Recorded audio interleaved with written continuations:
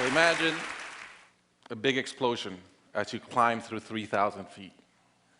Imagine a plane full of smoke. Imagine an engine going clack, clack, clack, clack, clack, clack, clack. Sounds scary.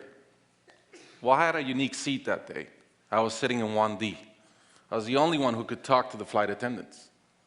So I looked at them right away, and they said, no problem. We probably hit some birds. The pilot had already turned the plane around, and we weren't that far.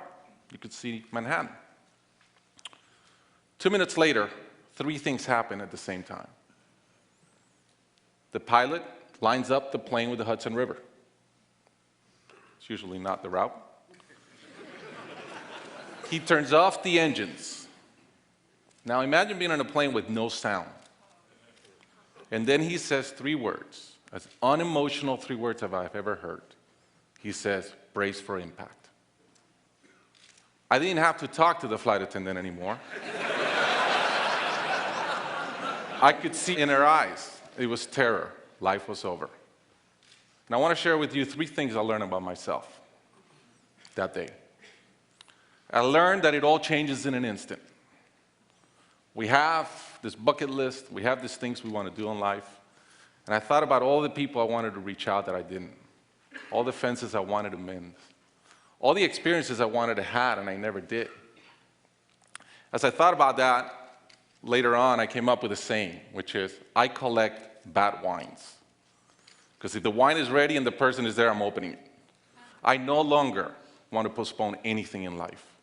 And that urgency, that purpose has really changed my life. The second thing I learned that day, and this is as we clear the George Washington Bridge, which was by not a lot, I thought about, wow, I really feel one real regret. I've lived a good life. In my own humanity and mistakes, I've tried to get better at everything I tried. But in my humanity, I also allow my ego to get in. And I regretted the time I wasted in things that did not matter with people that matter. And I thought about my relationship with my wife, with my friends, with people. And after, as I reflected on that, I decided to eliminate negative energy from my life. It's not perfect. It's a lot better. I've not had a fight with my wife in 2 years. It feels great.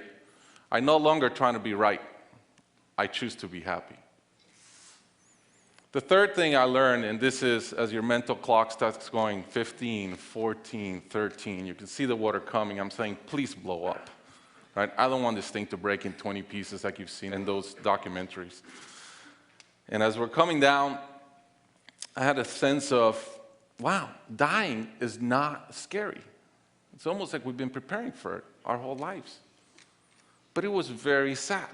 I didn't want to go. I love my life.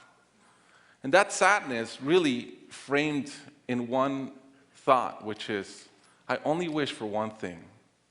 I only wish I could see my kids grow up. About a month later, I was in a performance by my daughter, first grader, not much artistic talent, yet.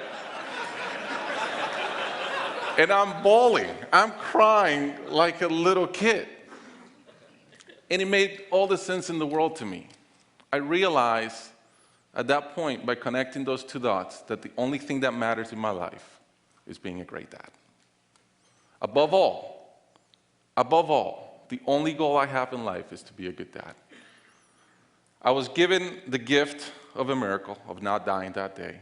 I was given another gift, which was to be able to see into the future and come back and live differently. I challenge you guys that are flying today. Imagine the same thing happens on your plane, and please don't. But imagine, and how would you change?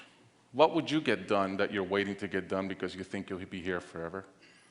How would you change your relationships and the negative energy in them? And more than anything, are you being the best parent you can? Thank you.